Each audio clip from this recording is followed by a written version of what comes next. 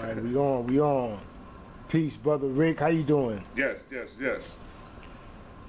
How was your day? Everything great? Everything is always great, man. Always great, always positive, always success, always. Yes, sir. Glad to hear that. You know what I mean? We're here with brother Ricky Young. This has been a moment that we've been discussing for a minute. I thank you for taking time out of your busy schedule to accommodate my request. I would like for you to introduce yourself and let the general public know what it is you've been up to lately. Well, lately, I've been up to a lot of things lately. A couple of things I do is host a radio program at WHCR at City College. Do that. The program is called What's in Your Hand. It's a motivational program where we talk about success, achievement, reaching your goals, reaching your dreams, maximizing your life, helping others, and of course having fun. And that's based on studying the success principles and studying personal development and just being a part of that whole world, which to me is like super fun. I have a great time with it. Right, that's what's up. And so you're saying you've been on the radio here, we're actually at the station of WHCR. For how long has that show been on for? I started the show on November 4th, 2007.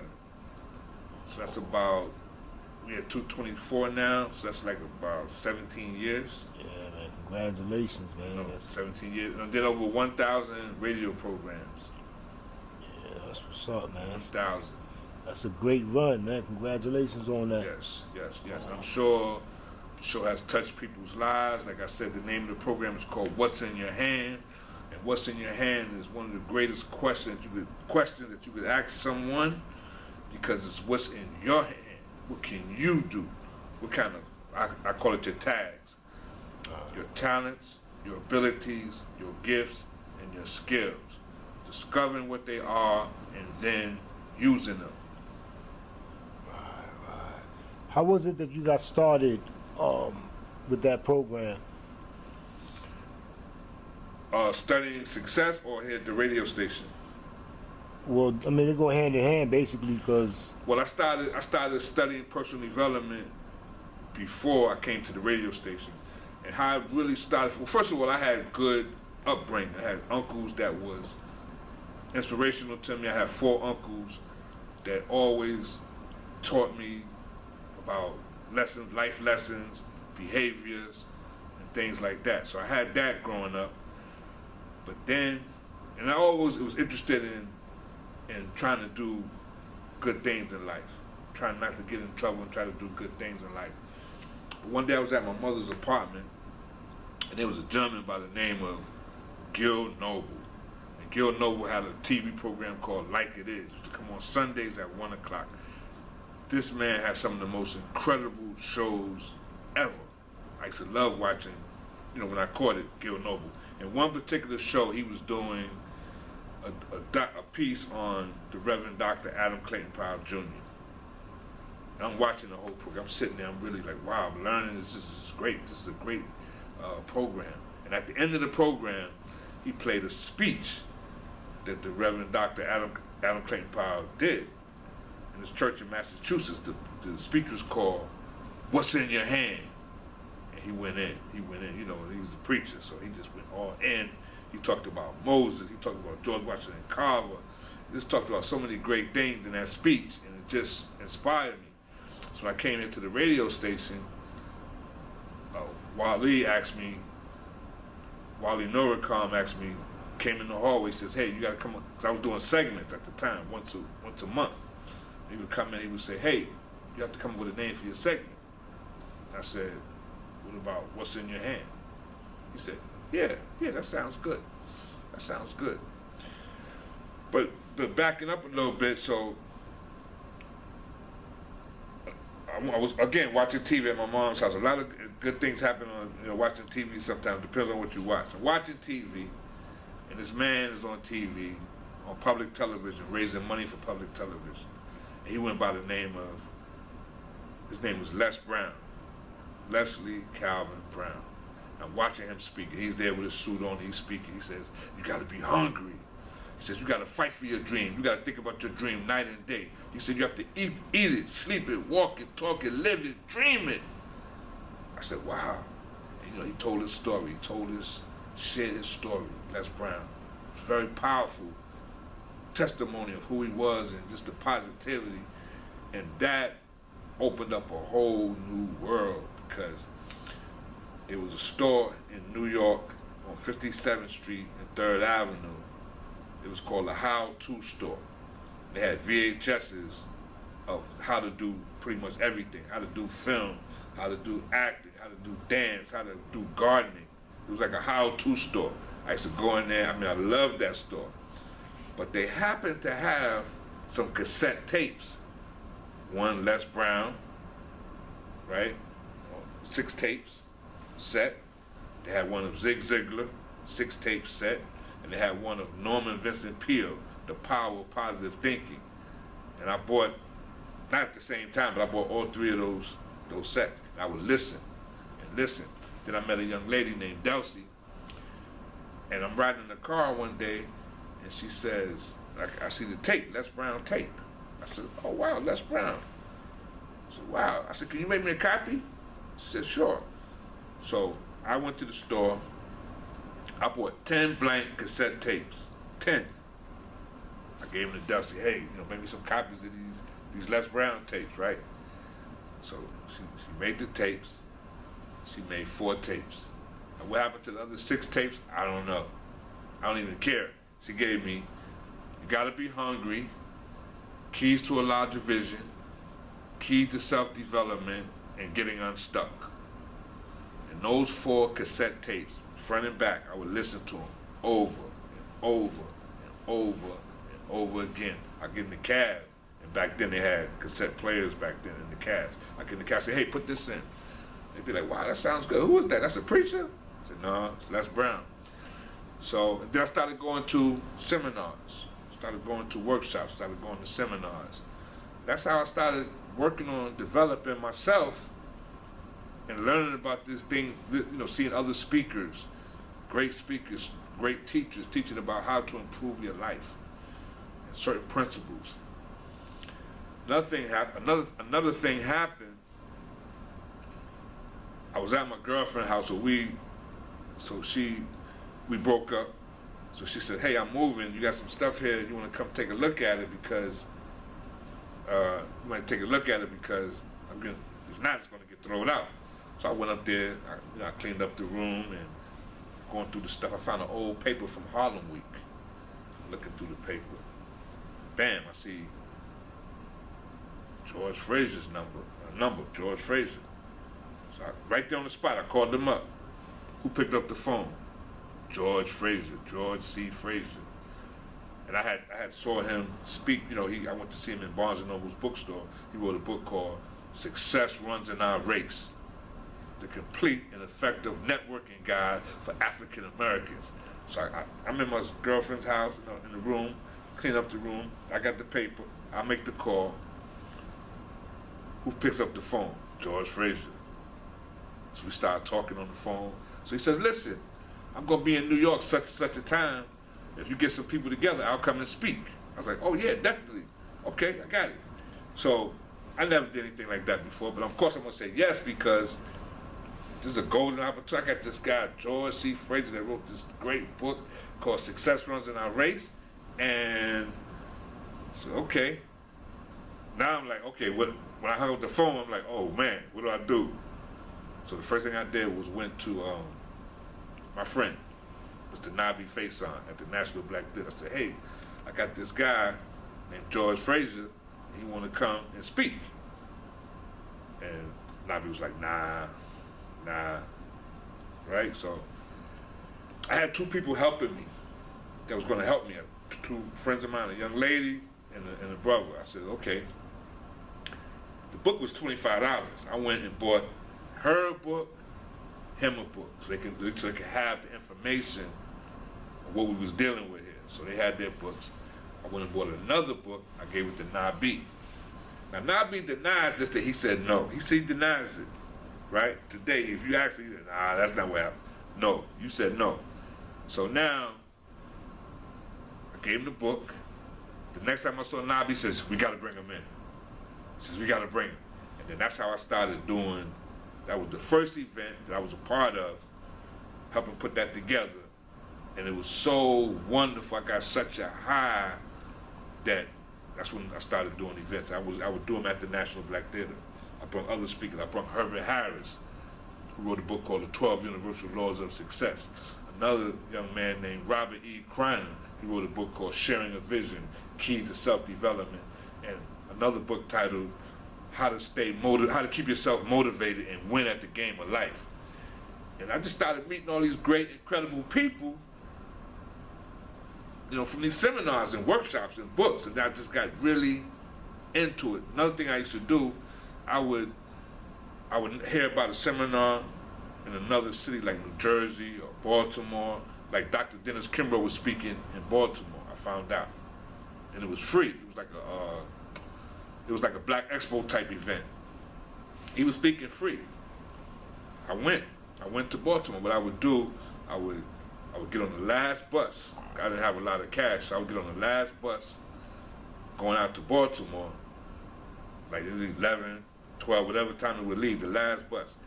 Get that, ride to Baltimore. I get there early in the morning, so I was there early in the morning, spent time in Baltimore, and then went to the event. Then when the event was over, got back on the Greyhound, came back home. I did that a few times, different places.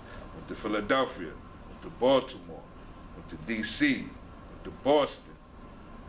Yeah, went to those different places. So that's how it started, man. I just fell in love with it, man. It made me feel different. I felt that it made a difference in my life, and if it wasn't for the personal development, I probably would have never, I don't know, I'm not gonna say never, but that got me looking to do something different. That's when I started teaching boxing. I started developing that skill of teaching boxing, but not to get in the ring, but just for a good workout. Right. Which I can train somebody to get in the ring, and I guarantee you they're gonna come out good when I finish with them, working with them. I'll make sure that they got their defense right and got everything together when they step in that ring. They're gonna walk out of there like they went in. They're not gonna come out banged up. Yeah, that's what's up. That's what's up. Yeah. When was the first event at the National Black Theater? What year was that? Ooh, man. I'm gonna have to guess. It was in the 90s. All this stuff started in the 90s. I would say, ooh, man. I found the flyer once that they made up from the net, because they did a flyer. Oh, man, it was, and then I got 96, I'm gonna say 96. I'm gonna say 96. I'm gonna say 96. I could be wrong. Why I say 96? Because Imani had gave me a book, As a Man Thinketh, and she signed it. That was a gift for me for doing this event. No, that was another event. That was the Phenomenal Woman event. But she gave me this book, and it was 96. So it was like it was in the 90s. I can't give you the exact date right now. If I do the research, I could tell you when it was. It's all good. I just want to know more or less. But it was in the 90s though. Right. So I was around 93 when I started with this whole world of personal development, success principles, and finding out about Les Brown, Zig Ziglar, Norman Vincent Peale. I found out about Robert Schuller. He wrote a book called Tough Times Don't Last, but Tough People Do. And then I found out about Willie Jolly. He wrote a book called A Setback is a Setup for a Comeback. That's what's up. I know. What was it that inspired you to get started with this? Because I know that you had a very competitive spirit before that. So with Delcy, she gave me the tapes. I listened to the tapes over and over again. Then I found out about an event that was happening at Riverside Church here in New York City. Riverside Church, and Les Brown was speaking that morning. I was working in Harlem Hospital as a hospital police officer, and I remember I bought a ticket. The ticket was $45. I bought a ticket. I was going to this event, and I remember going straight from work, straight to the event. I remember sitting there listening to him speak. I remember a couple of times, you know, a little kind of nodding out a little bit because, you know, I've been up all night. But for the most part, I was there. I got the message. I heard him speak and live. He's there on stage. And then after the event, I see the woman with suits on, passing out business cards, bam, bam, networking. I was like, oh man, this is wonderful, man. I like this. This is awesome.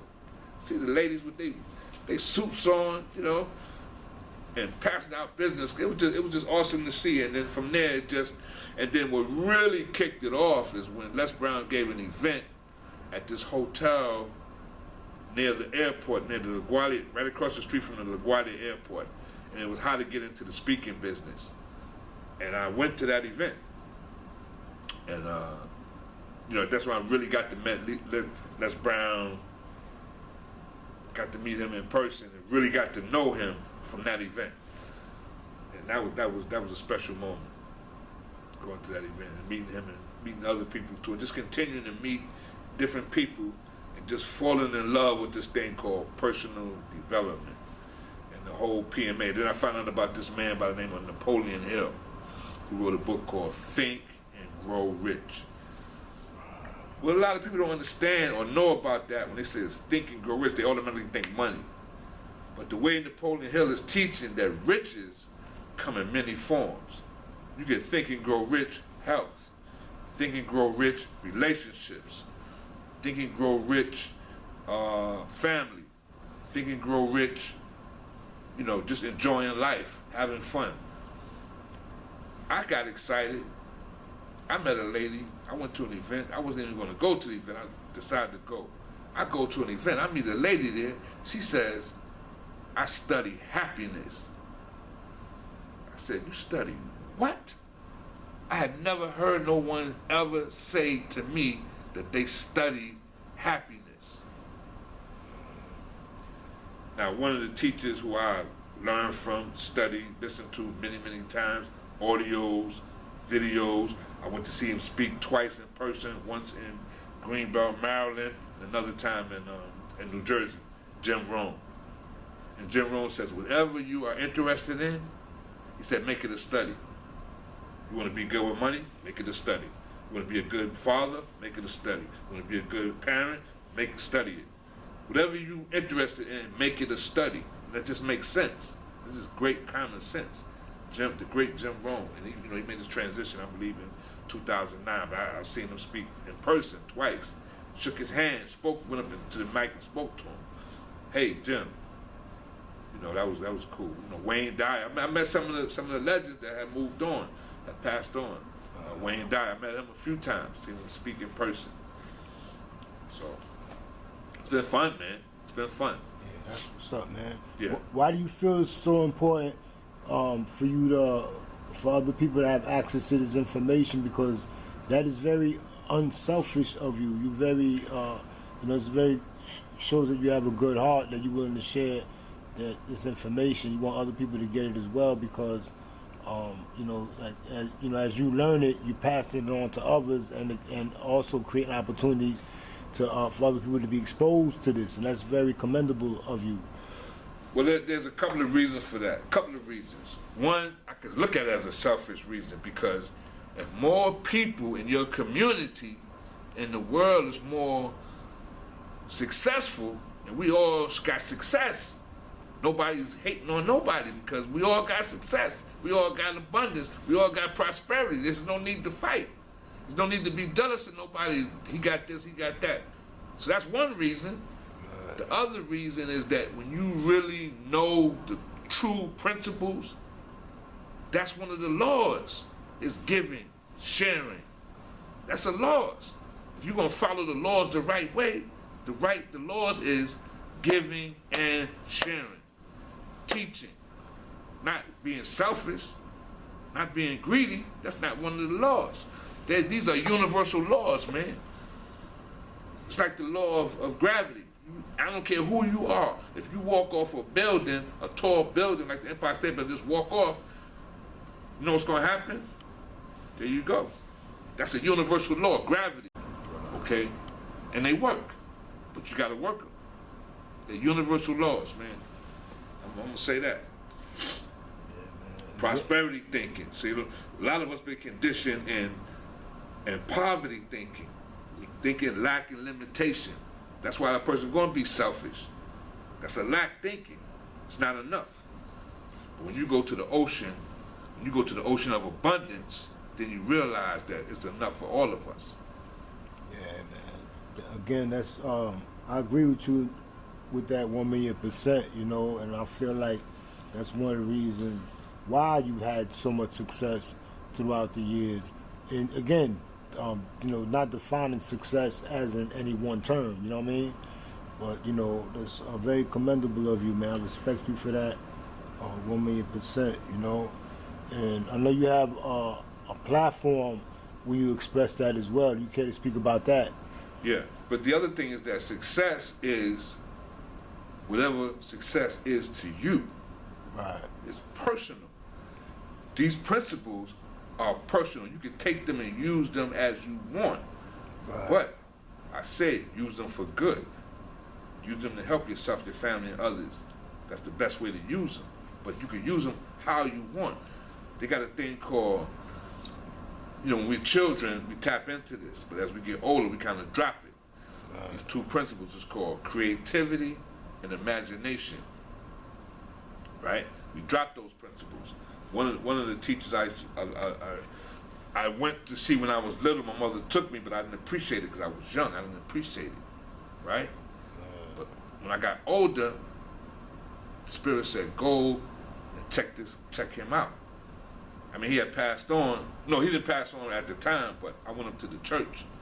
And this is Reverend Ike's church to get some of his recordings, his tapes. And I brought some of his tapes. I listened to his tapes. I said, oh my God, this guy, he's teaching the real success principles, Reverend Ike. Yeah, yeah. You know, and I thought that was powerful, man, with some of the lessons that he was teaching on success and prosperity and your thinking.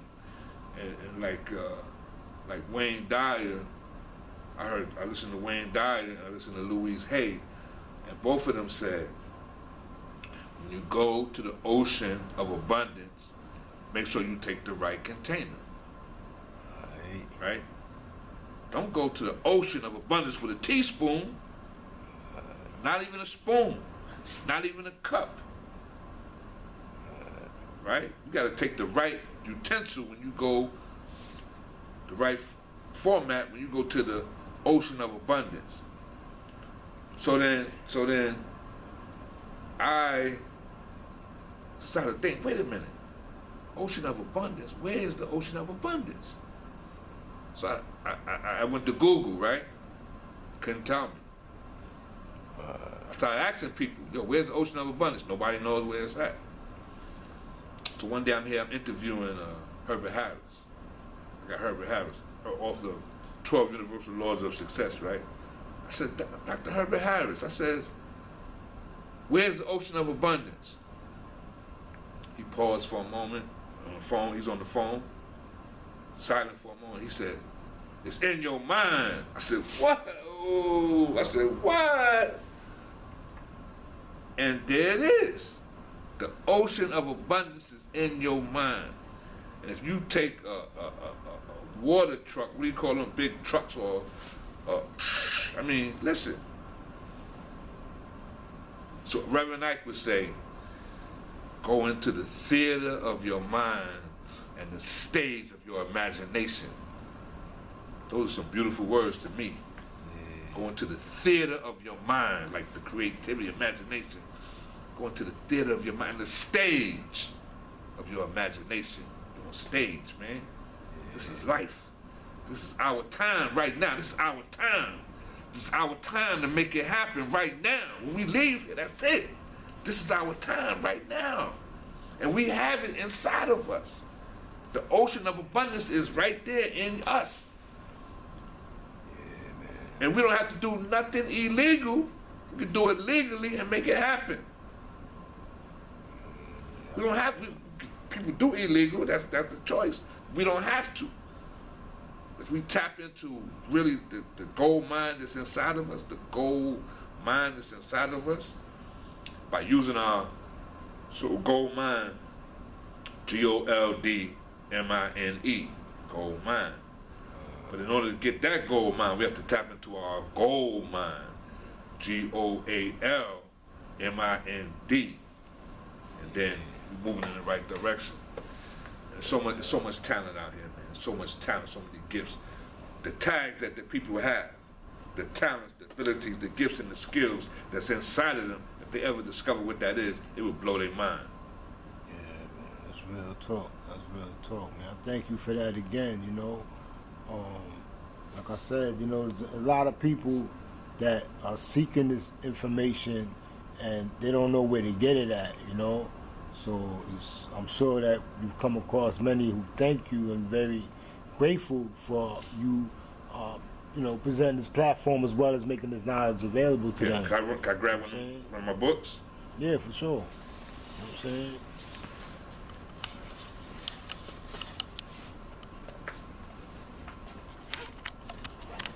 Go ahead. I got a book here by Brian Tracy,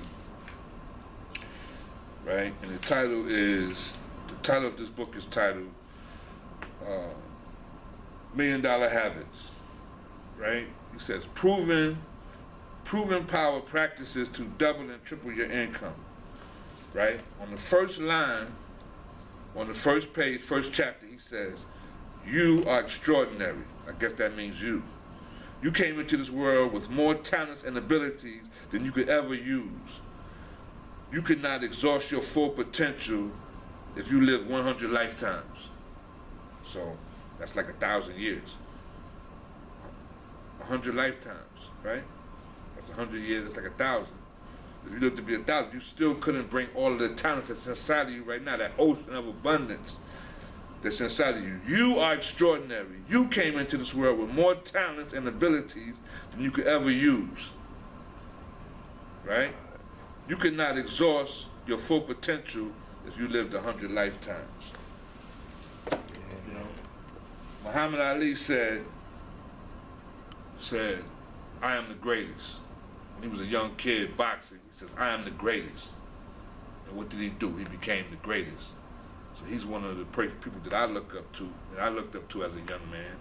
And then when I saw Les Brown on TV, I looked up to him. And this book here, Fight for Your Dreams, Les Brown, The Power of Never Giving Up, featuring new leading voices of hope. And I am in here. I wrote a chapter in here. You might know this young man, Ricky Young, and it says, I am the greatest. And I got that from Muhammad Ali. I am the greatest. You know, Napoleon Hill said, think and grow rich. Riches, everything became with a thought. That camera started with a thought. This school was a thought, right?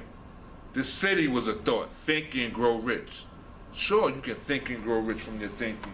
And you gotta have a positive attitude, the power of your positive attitude. Attitude is everything, man. A lot of people get upset about things that, you know, it's just sometimes we gotta work on it. I'm gonna say I need to work on my attitude. So I'm wearing this hat. The hat says equanimity. Equanimity means mental calmness, composure, evenness of temper, especially in difficult situations. I'm telling you, if you listen to this program right now, there's greatness in you. As Les Brown said to me, there's greatness in you. There's greatness in you right now. And if you manifest that greatness, it's gonna make the world a better place. It's gonna make your life, your family a better place. It's in you. It's there. Most people don't see it. You gotta work for it. You know, you gotta work for it. Yeah, that's what's up. I got one more thing I'd like to show.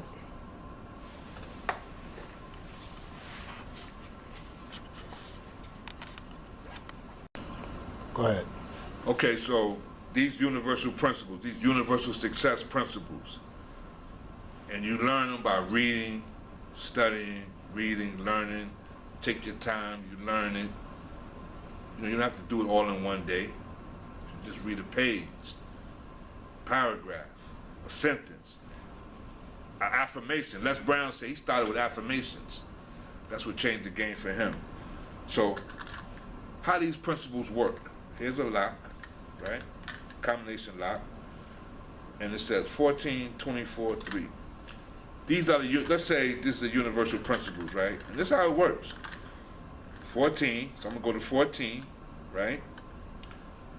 14, then I'm gonna skip 24 and go right to 24, right?